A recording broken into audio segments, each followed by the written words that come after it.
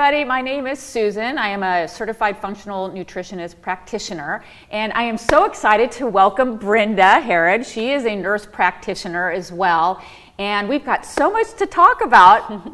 Welcome. Thank you. Oh my gosh, thank you so much for having me. I'm very honored to be here. Oh, thank you. That is wonderful. I would like to just kind of ask, like, how did you get into nurse practicing? What does that mean to you? How did that all start for you? Well, my mom died of breast cancer when I was 20, and she was only 50. So that made me I thought the world was ending, and so it kind of pursued my healthcare career because of that. Because we spent a lot of time at the hospital. My dad had a massive heart attack at age 50 when my mom was going through chemo, and 6 months before my mom died. So I could have lost my dad then too, but thank goodness they saved him. And so I've just got into healthcare. I went into nursing, got my bachelor's of nursing in 1993 from the University of Nebraska Medical Center. And then I just, was pretty healthy, but I did a lot of cardio. I ate just a lot of vegetables and fruit, didn't focus. And when you say pretty healthy, what do you mean by that? Well, I didn't have the discipline to really, change my diet as much as I kind of didn't want to eat as much meat. I did eat some meat, and I did more cardio. I did a lot of running, and I didn't really focus on weight training or what I ate. I just ate more of the standard American diet with a little bit healthy, and I never was really obese or anything. I've had cellulite. When I was in 8th grade, a boy told me I have cottage cheese on my legs. Oh my gosh, I know. Dang it. And so that kind of, it was just from the processed food and eating, And you didn't realize it? No, I didn't realize it. Yeah, it just, I had a sweet tooth. And so then when I was 36, my dad died of cancer, and he was my everything because he became my mom and my dad after I lost my mom at such a young age. And so then that was really hard. And then 2 years later, my brother, he also had cancer, and he had a lot of depression, and we lost him to suicide. Oh, and so I was 38 years old. I was like, oh my gosh, life is too short. And so I was teaching nursing. I did that for 11 years in Norfolk at Northeast Community College, and I was getting close to 40, and that's it was a big turning point for me. And I was, after losing 3 direct family members, I was like, I need to enjoy life. You have to take accountability for yourself at some point. And I wanted to be around for my kids. Sure. I wanted to enjoy life and do all the things. And so I joined a program called Buff Mother, and I started, networking with a lot of different women throughout the United States. We started focusing on weight training and eating protein, and, focusing on the social part too. Having that support network is really important. And so I had a friend that had competed in figure, and I was very inspired by her. She's a mutual friend of ours. And so then I also wanted to lose some weight. So, I did that, and then I really got into it, and I competed, and when I was 40, my very first figure competition. So, good for you. Yes, That's I love amazing. it. So now I have done 10 shows since I was 40. And I'm going to be 55 next month. So you look amazing. Thank you. So I've been lifting heavy for 15 years now, and I have felt so good. I just can't feel any better right now. And I started focusing on eating more protein and, not doing as much cardio, doing more weight training. So that has been instrumental. And then through the bodybuilding lifestyle, I've just learned so much about my body every time I do a prep. It's just fascinating. So I have a pro card in the NGA and the NANBF or IPE pro card. So, and I haven't competed since 2019, but I did 3 pro shows that year. And so I've just been focusing on my career now, more working a lot, and just continuing to lift heavy. And I actually do bodybuilding judging now. Oh, too. fantastic. So stay involved that way. And I kind of want to compete again someday. Now that I'm on bioidentical hormones, I would really like to compete to see how much difference it can make, feeling actually a lot better and stronger with hormones in my body. Well, and I'm glad you mentioned that, because I believe hormones, and you can probably attest to it, is almost a must for women, wouldn't you think, especially when they cross the perimenopause and menopause thresholds, because there is so much happening in our body. I believe when you pass into the menopause world, that's where a lot of your vulnerabilities and deficiencies show up. And a lot of it is controlled by hormones. Weight gain is controlled by hormones. And I don't think the public understands, especially women, on the impact that hormones have on our bodies. Wouldn't you agree? Oh my gosh, it's so true. Like, you can have the healthiest lifestyle, do everything right. And what do you think the healthiest lifestyle and doing everything right is? Well, it's like eating, healthy food, eating whole foods, non-processed, things that come from the ground, that have a mother, Yeah. And cooking your own food, getting 7 to 8 hours of sleep a night, getting sunshine and outdoor time every day, focusing on like stress reduction, keeping your stress under control is so important, and moving your body. Walking is a great and even when you do exercise. all of that, you still can be frustrated and still have vulnerabilities and deficiencies because of the hormones. Right. And we need to address the hormones. And I know you have been kind of deep diving into this area for women. So why is that an issue? Well, when we lose our hormones, our natural hormones in our body, that is when every body system starts, having issues. And like when we're young, we have high hormones, we feel good, we have energy, we don't get heart disease, we don't get as many cancers, we don't get diabetes. When we get older is when we lose our hormones, and that's when everything starts happening. And so I think it's so important to, if you feel like fatigue, low libido, hard time losing weight,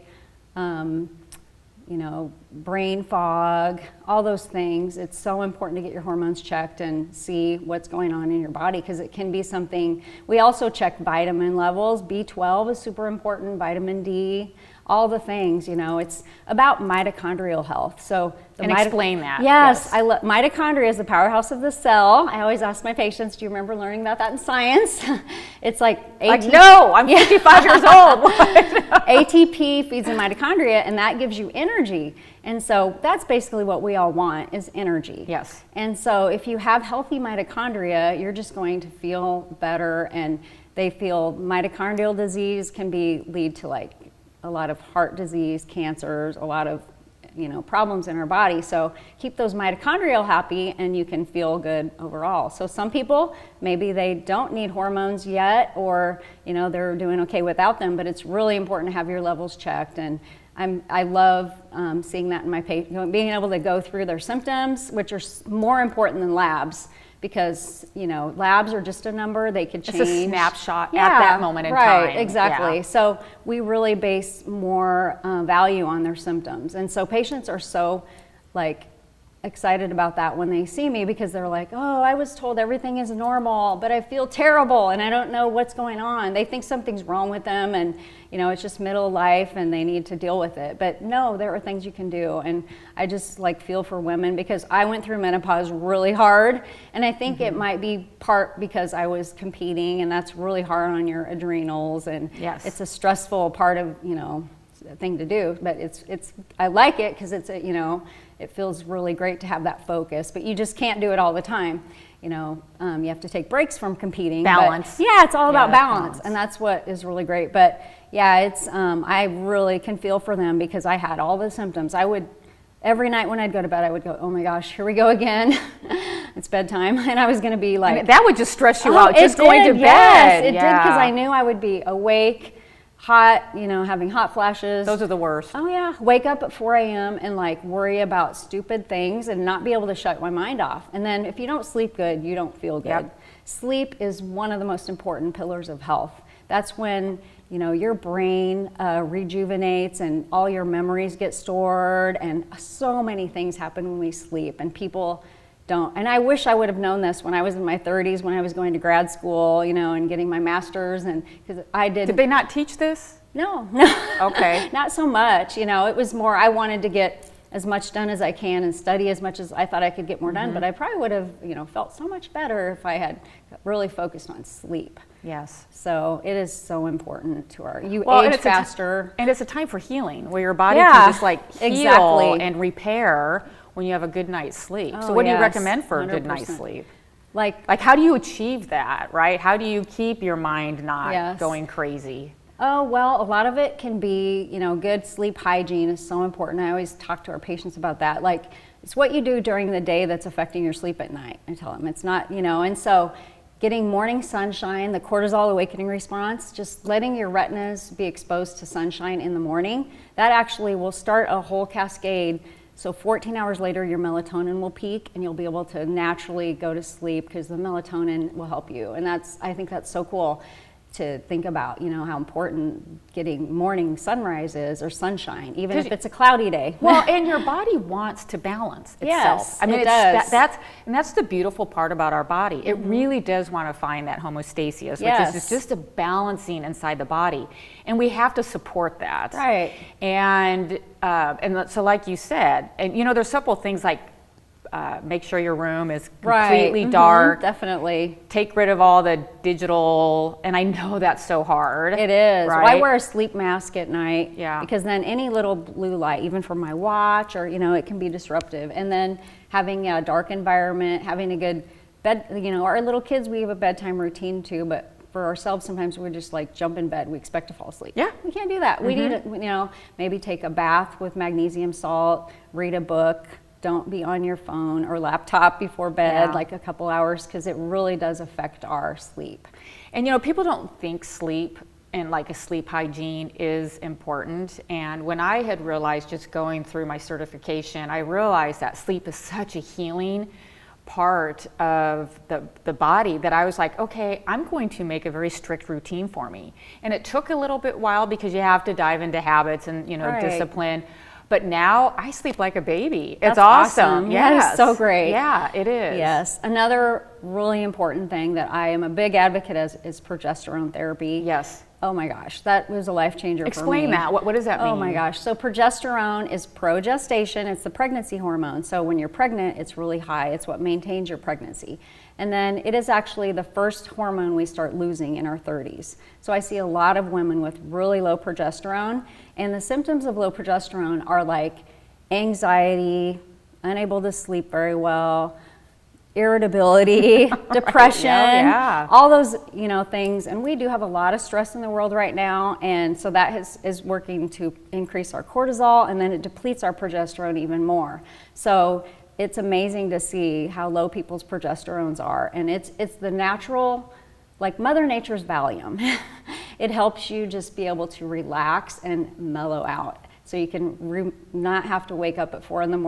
and worry about stupid things like I used to do. Yeah, I think that is a good, and it also is protective against fibrocystic breast disease, ovarian cysts, breast cancer. I mean, it is so important to have a good level of progesterone. And then with that, you need to balance. Estrogen and progesterone are like sisters. They have to be in good balance for you really to feel good. So it's all the hormones really, but yeah, I'm a big advocate of progesterone at bedtime. Yes, and like you said, estrogen and progesterone are sisters. And so sometimes when we hit that perimenopausal phase, what is that, like 35, 40? What? Yeah, it's usually about 10 years before menopause, so it usually is in the 40s. Some women might have it in the late 30s, and average age of menopause is 51 and a half years, and so it can be up to 10 years before that. So. Yeah, and what did you said you experienced it? Because when I was going through perimenopause, there's so much information out there right now, but I didn't know. And no doctors could help me, right? And I'm like, this is ridiculous. So that's why I dived into this other world that it's just not promoted. And women and men just don't understand that there's another world out here that we need to understand, in that, I mean, the medical industry is great for heart attacks and stents and, that acute things that happen, but for this chronic illness and conditions, it really is just educating and for women and men to understand what is going on with their bodies. And I find it fascinating. So what made you dive into, and I'm backtracking a little bit, into Buff Mothers? I know you're okay, I have 3 family members that passed away, but how did you relate that? It's okay, what is wrong with the system? What is happening? How did you get to that point? Well, when I was 20 and in high school, I loved Corey Iverson and the female bodybuilders. Okay. I always just thought, wow, they look so great. They look so, it looks great. I loved the look of it. And I remember people saying, oh, well, what happens when you quit lifting? It'll turn to flab.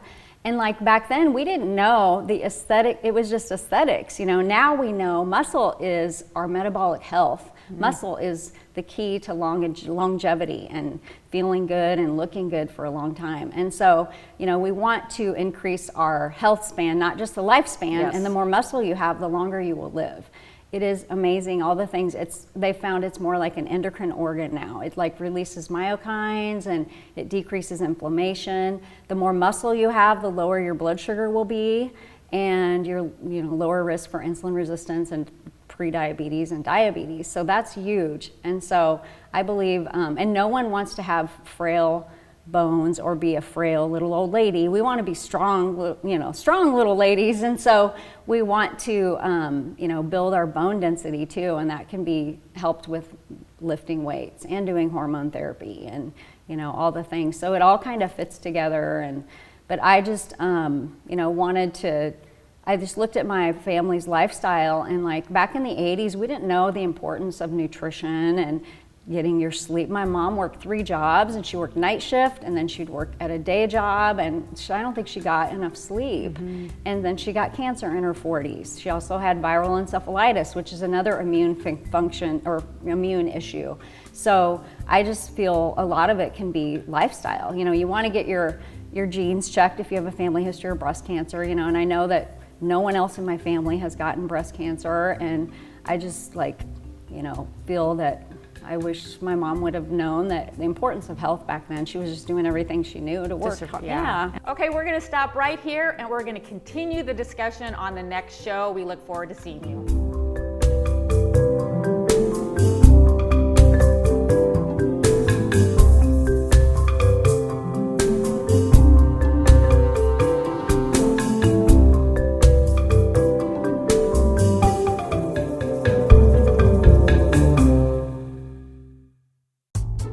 Where can you watch KPAO Community Television? The channel with all of the local shows. If you live in the Omaha area, Cox Channel 22 HD is your place. If you prefer streaming, go to kpaoTVOmaha.org. And now, if you have the Apple TV box, grab our app and watch us there. KPAO on cable, streaming live, and now on Apple TV. Cheryl goes to dialysis 3 days a week. Lately, she's been feeling weak, tired, dizzy, cold, and out of breath. At first, she was unsure of the cause of these symptoms. Luckily, she came across the Doctor Conversation Guide for Anemia on kidneyfund.org and talked to her doctor about her symptoms.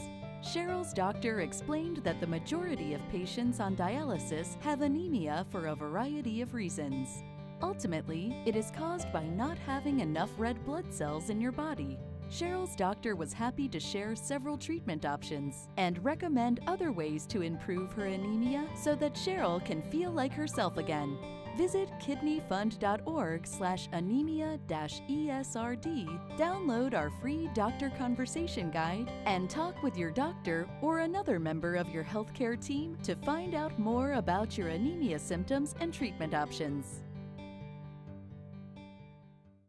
There's no question that exercise is good for your body, but what does revving up your heart rate do for your brain? There's a massive amount of scientific evidence that indicates that ongoing exercise directly does good things to your brain. It's like liberating fertilizer on your lawn. Mayo Clinic neurologist Dr. Eric Alskog says your brain shrinks with age. It happens to nearly everyone. If you're in your 80s, most people, maybe not all, but most people have kind of a shrunken brain.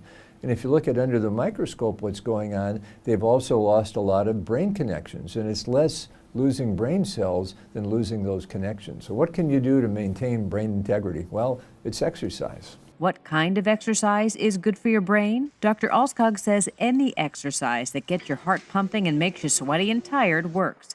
Good for the body and brain. Talk to your healthcare provider before you begin your exercise program. For the Mayo Clinic News Network, I'm Vivian Williams. KPAO Community Television. It has something new. Okay, let's talk. What are we making today? Because we're using peppers. All of your favorite shows For the dish, I'm Pam Weeks. are available no matter where you are. And Marjorie, it's so good to see you. KPAO on the go. Go to kpaoTVOmaha.org. All of your favorites now streaming.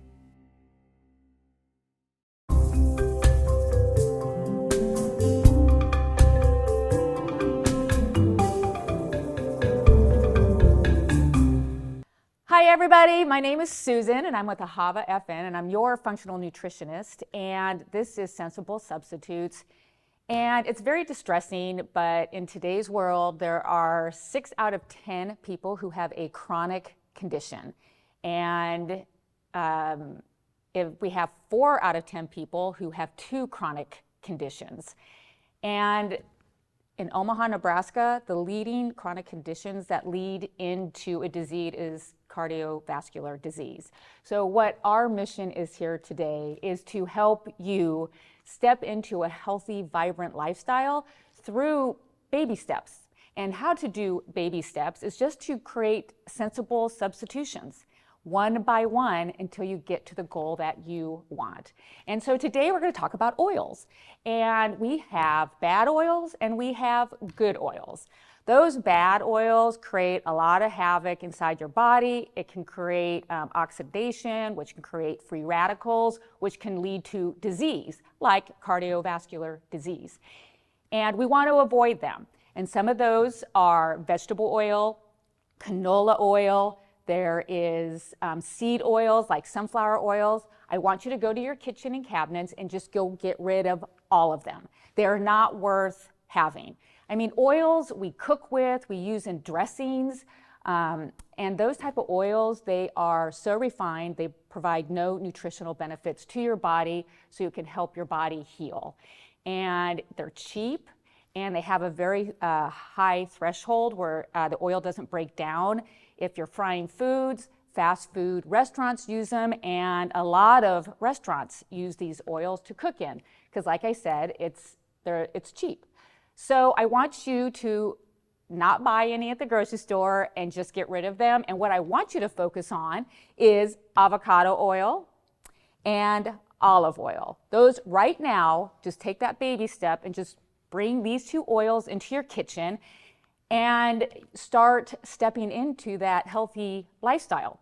And so basically what these 2 oils are is that they have a lot of nutrient benefits. They are a good unsaturated fat, which will help promote healing within your body. Olive oil is fantastic for dressings. It's very simple. All you have to do is add half a cup of olive oil, put some lemon in there, a little salt and pepper, some oregano, shake it up, and you have a great dressing. Or you could put olive oil and apple cider vinegar, or olive oil and red vinegar for your dressings. Dressings over the board are more than likely made with that bad oil. So if you just do that, create your own dressing, you can bring the dressing to any restaurant that you go to, so you know that you're putting good nutrients into your body. Avocado oil is great for cooking. So if you wanted to, saute chicken or vegetables and you wanted to have a little base of an olive oil or an oil, avocado oil has a better high point threshold. And when I talk about a better high point smoke threshold, meaning that if you have a higher temperature, avocado oil is less likely to break down in that cooking process, and that's what you want. So for you to step in this week, Go to your kitchen, get rid of all those bad oils, vegetable oils, canola oil, all those seed oils. Go and get avocado oil and olive oil. Pay attention when you go to restaurants to make sure that those restaurants, and request it, can you please cook my food in olive oil or avocado oil? Take charge of your life and start taking those baby steps for a better, healthier you.